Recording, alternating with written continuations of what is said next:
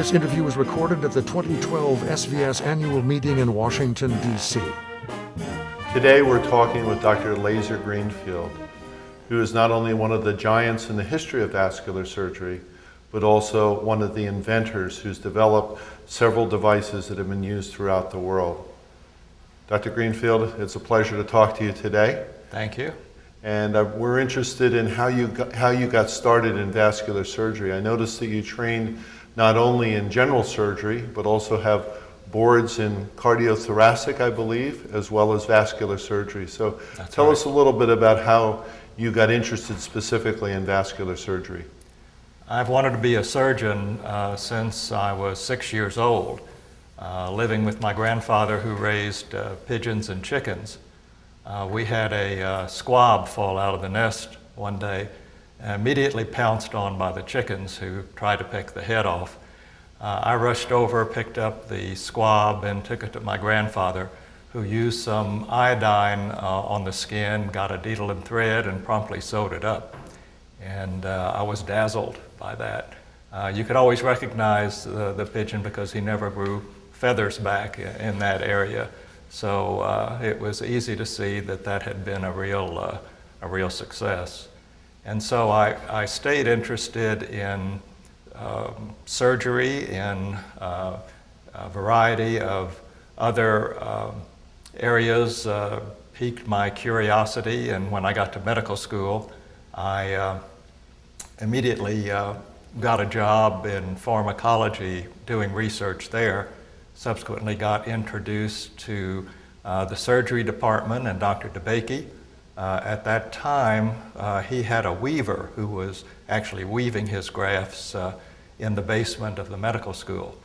And he was worried about the amount of blood loss that was occurring. So he had the idea of putting coating on the grafts.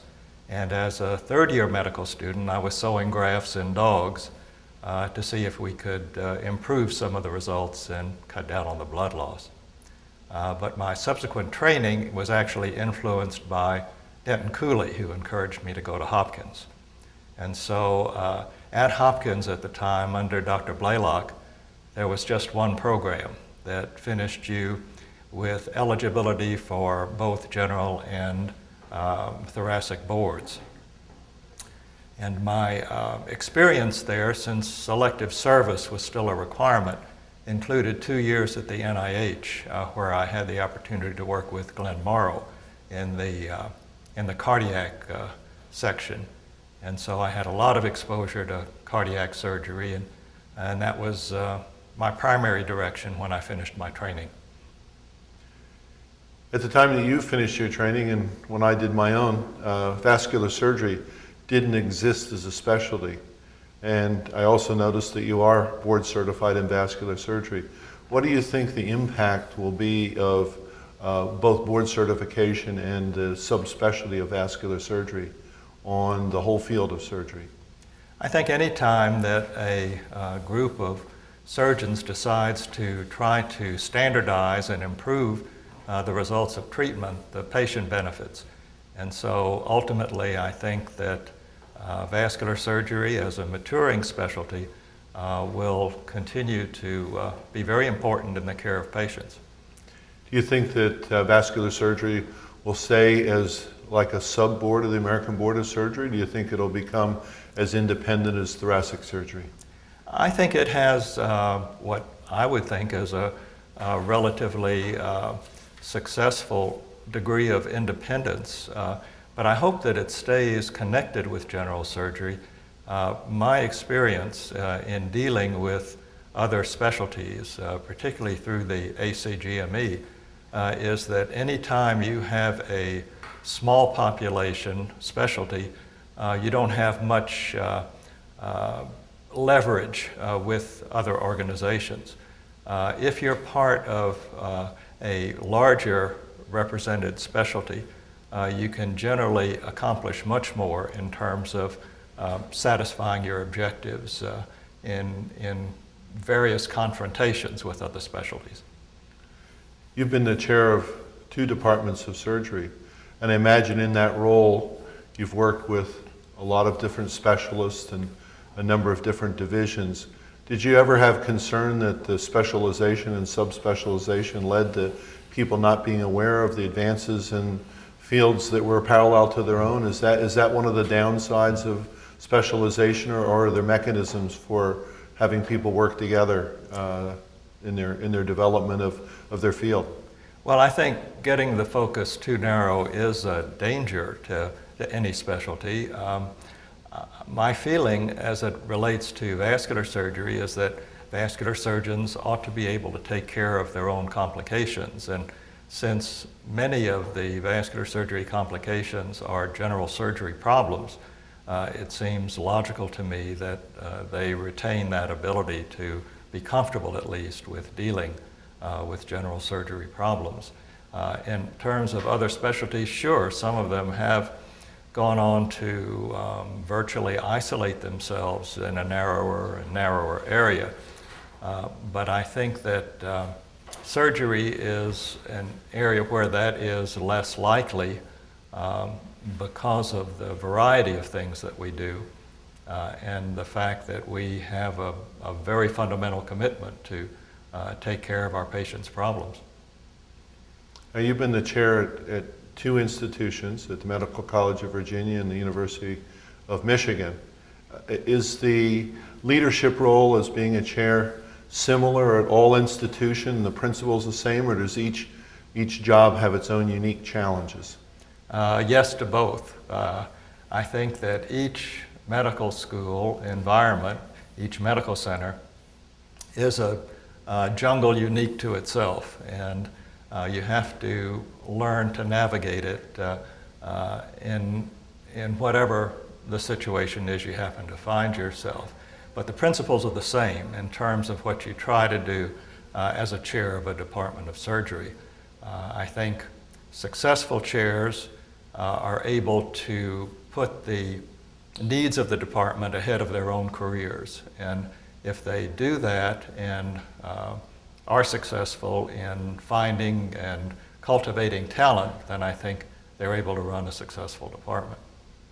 Now, how did you measure success? I noticed that at the University of Michigan, you had a jump in research dollars when you were there to one of the top 5 in the country.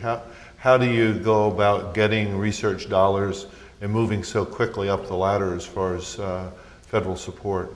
I think it's a matter, as I said, of finding talent and providing the resources so that talent can be cultivated to be successful.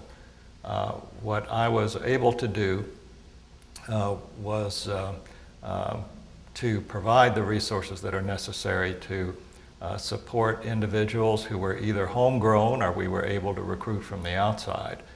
A lot of it has to do with the tone that you set in a department as to what your priorities are. And at the time, I think what we needed as a department at Michigan was to increase the emphasis on research. And by doing that, we were able to move up to the number 4 position nationally. Well, you must have been very successful, because at the end of your time at Michigan, you were then promoted to become the interim CEO of the hospital. How did you get selected for that, and did that require that you give up your job as the chief of surgery? It was sort of a unique timing arrangement, because I had decided to step down as chair after 15 years at Michigan, having already been 13 years as a chair at Medical College of Virginia. So at that time, at age 67, I figured that it was time for new leadership for the department.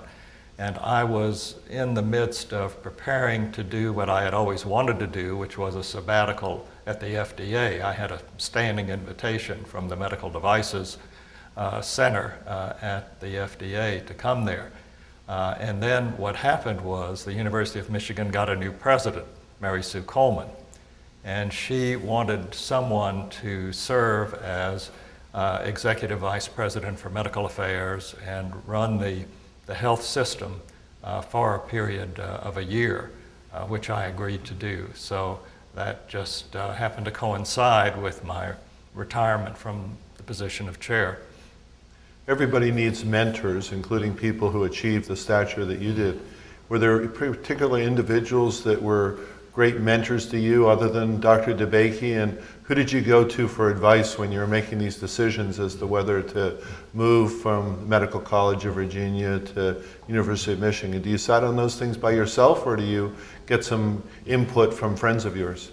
Well, I'm lucky to have a lot of friends in whom I have a great deal of confidence, and so I do talk to them. And for example, Frank Spencer has been a mentor since my days at Hopkins. The time that I spent at the NIH with Glenn Morrow was particularly helpful to me, since he emphasized the need to become a more accomplished writer, and he taught me a lot about how to write good, readable publications. I've also been fortunate to be exposed to some very good chairmen. My first chairman was at the University of Oklahoma, John Schilling, who ran a very small department, but did it so well that it was possible for us to be successful in a variety of responsibilities. I was doing a lot of different kinds of surgery in my first job there as chief of surgery at the VA. In fact, I did the first kidney transplant in Oklahoma, fortunately in collaboration with a urologist who had some transplantation experience. But the opportunity to do a variety of things, I think, and to be supported well by whoever you're working for is key to success. You've been one of the great ambassadors for vascular surgery, not only in the United States, but as a visiting professor throughout the world. Why is it important for someone in your position, in a leadership position, to travel? And do you think that we should be doing more of that as American vascular surgeons, to get more exposure throughout the world? I think there's a lot to be gained in both directions. That is, I think we can learn from ideas that other people have, and certainly they're not limited by any geography. Good ideas come to people who are so inclined to think creatively. But the other side of it, the ability to attract talent from other countries, I think has always been a resource for success in this country. We have a fine record of providing a supportive environment for trainees and for people who just want to spend time in a laboratory from another country. And there's a great deal to be gained from that. When you were in Oklahoma, you developed a device named after you, the Greenfield vena cava filter, which really changed the way that we manage venous thrombosis. How did you come up with the idea for a vena cava filter? The story behind the filter is a little more involved than most people know, because obviously it came from a bad experience in trying to manage a young man with massive pulmonary embolism who subsequently died, although I had put him on bypass and been able to extract the clots. My concern at that time was the need to have an alternative to putting a patient on bypass and doing a very big operation on a desperately ill patient. So I thought that it ought to be possible to extract clots from the pulmonary circulation, and got the idea of putting a cup device on the end of a catheter. I'd had a lot of catheter experience at the NIH, and I was very comfortable putting catheters into the pulmonary artery. So I was able to work with a petroleum engineer who fashioned a cup that could be attached, screwed onto the end of a catheter, and began to pull clots out of patients. And actually we saved a series of 10 patients that we subsequently reported, but many of them had recurrent pulmonary emboli even after we extracted the clots and got them out of shock. So in further discussions with this petroleum engineer, he said, you know, this whole business of of moving clots in the circulation is a lot like the problem we have with sludge in the pipelines. The sludge gets stuck in the valves and we have to dig them up and it's just a big mess. And he said what we do is to use a cone-shaped trap because the geometry of the cone allows you to fill it up to 70% of its depth and yet flow continues around it. So with that fundamental concept, we sat down together and designed a device that could serve biologically to trap clots in the circulation.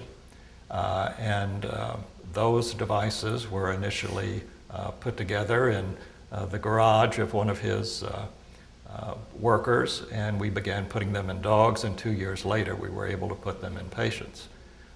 But in terms of the sequence of management, I've always thought that the catheter embolectomy was really the best idea I ever had. The filter just happened to come along with it. But the filter, of course, has had the lasting success for the past 40 years. So I think it is a testimony to the value of collaboration with people, not necessarily in your own discipline, but people who just have ways of solving problems that you may not be familiar with. And how many of your own named vena cava filter have been placed throughout the world, and how many total vena cava filters? Do you have any idea of how many have been placed throughout the world? I don't have any real number. I'd heard a number of 600,000 in the past in terms of what had been distributed from Boston Scientific many years ago. I don't know how many have been used overall. But I do know that it is still in use in some places. And I think, you know, as design improvements occur, and they must occur, the importance of retaining the cone concept is what to me has value for the patient. And do you have any advice to surgeons who get an idea for a device as to how they should go about pursuing, or any bits of wisdom that you learned from your experience? My advice has always been to obviously pursue a good idea, but not to try to do everything by yourself. I think that what surgeons underestimate is the amount of work that is required to bring a product to market and then to successfully distribute it and deal with the marketplace. So my advice has always been to find a company that has integrity and that has some bioengineers and to work with them to bring the device to market. You've had research awards in your name at both the Medical College of Virginia and University of Michigan. How have they impacted the careers of the people who have received those research awards? Well, I'm not sure about that. I know they make me very proud when I see the quality of the work that gets done by those individuals. And one of the things I look forward to every year is still going back to Michigan to hear the presentations of the award recipients. I think the important feature of any specialty research award is to encourage bright young people to get interested in and pursue that particular area of investigation. And if it can do that, then I'm delighted to see smart people go into vascular surgery. Now, you've had several awards given to you that are very distinguished. I think the list of them includes the René Lariche Prize, the Roswell Park Medal, the Jacobson Innovation Award of the American College of Surgeons. You've had the Surgical Forum dedicated to you, and you've also been a Markle Scholar. What have these awards meant to you? Are these things that recognize a career, or have they had some special meaning, each of them that you've received? Well, the most important award to me at the time was the Markle. That was, many people don't know about it now, but it was a way to recognize a young investigator in a very tangible way with a large sum of money. You got $30,000, and at the time that I was starting out and trying to support the research effort, that was a very big deal for me. So the Markle was a very important award at the time. And it also allowed me to meet other Markle Award winners, many of whom went on to very successful careers in other special areas. And the other award that was particularly special to me was, of course, the Jacobson Award, because of my respect and admiration for Jack Jacobson. I was interviewing Jack Connolly, Yes. and he was another person. I guess there were several surgeons who received the Markle Award, but it wasn't exclusively, as I understand it, just for surgeons. Is that Oh, not correct? at all. No, it was, in fact, most of the award winners were in other specialty areas. Yeah. And many of them went on to become deans and leaders in many different ways. Tell us about some of the other mentors that were important to you in your career. Was there anybody else that had a particular impact on you? Well, as I say, I was fortunate to be in contact with very talented people all along the way. One of the most important to me was my co-resident at Hopkins. Hopkins had a pyramidal, very competitive program with only 2 able to finish out of the 12 who started. And my co-resident who finished with me was Paul Ebert. So Paul and I were lifelong friends and colleagues, and that was a particularly valuable connection for me. As I understand it, he was a very good athlete. Did you ever play basketball against him or tennis? You couldn't. There was nothing with a stick and ball that Paul couldn't do with ease. And it was a challenge always just to play golf with him. You know, it was easy for him. Very frustrating to the rest of us. All of us learn from mistakes. Do you remember any particular mistakes you made as a vascular surgeon that were real learning experiences? Well, I guess as a vascular surgeon, my mistakes that I recall had a lot to do with not knowing the best exposure to get the job done.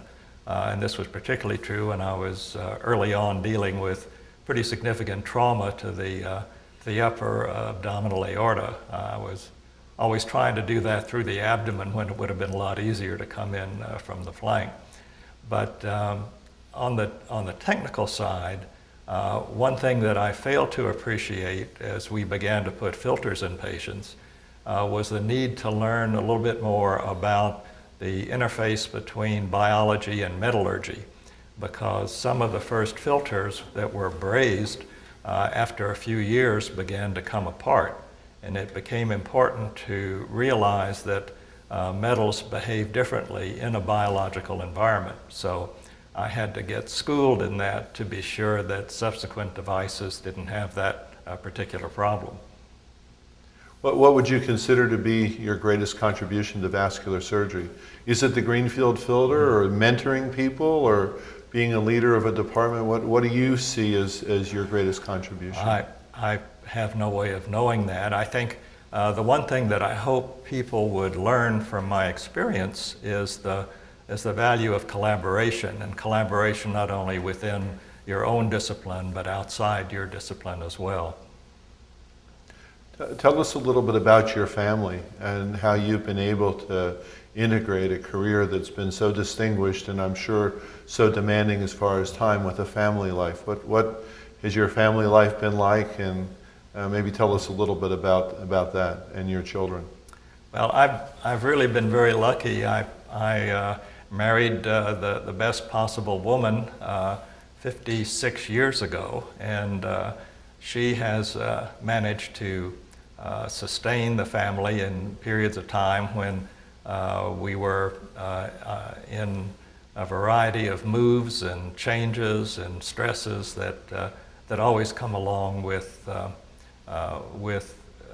new opportunities and the chances to work elsewhere. But along the way, some of the stresses were pretty significant for my kids. In moving from Oklahoma to the Medical College of Virginia in Richmond, in 1974, had to take my oldest son out of high school just as he was entering his senior year and about to become editor of the school paper, and force him into a new environment. But he handled that well, and he's now the chair of the Department of Neurology at the University of Arkansas. So he managed to survive and do very well. But my other kids are quite remarkable as well in terms of their accomplishments. My daughter is a very successful fiber artist, and my youngest son is a successful attorney in Philadelphia. So I'm proud of all of them and give most of the credit to my wife, who was a single parent for many of those years when I was occupied elsewhere. What are your interests since you retired from surgery? Do you still keep contact in vascular surgery and medicine, or as a consultant, or have you done very little with medicine since you've retired? I don't have any illusions about keeping up, because I don't think you really can unless you're actively involved in doing casework. But I have retained an interest in medical devices, and last year I was part of an Institute of Medicine committee reviewing the 510K mechanism for evaluation of new medical devices, and have continued to work with the FDA and as a consultant, most recently in Canada, to try to improve ways in which devices can be evaluated and improved over time. So that's been the primary focus of interest. And I like to write. I continue to write. So I have an interest, but I don't have any illusions about staying current in medicine. What do you see as the greatest challenges to vascular surgery in the future? I think they're the same as for any specialty area. You have to stay relevant. You have to continue to evolve and do so in a way that is cost effective. I think for many years, we as vascular surgeons didn't really pay much attention to the cost of the services we were providing to patients. I don't think we have that luxury anymore. I think that the cost problem is going to continue to be a significant one, and that needs to be part of the evolution of vascular surgery. Is there anything else that the world should know about the distinguished career of Lazar Greenfield? I doubt it. Well, we've learned a lot, but I just thought there might be something else that you'd want to mention, since hopefully people will be looking at this video 20, 50, 100 years from now. Well, I wish them a lot of luck if they do. I've had a very good time at what I've done, and the one thing that I think should be encouraging to other people is that if you are able to pursue your interest in a particular area and have the right support system, it is a remarkably happy way to live your life. Well, thanks very much for telling us about your life. Thank you.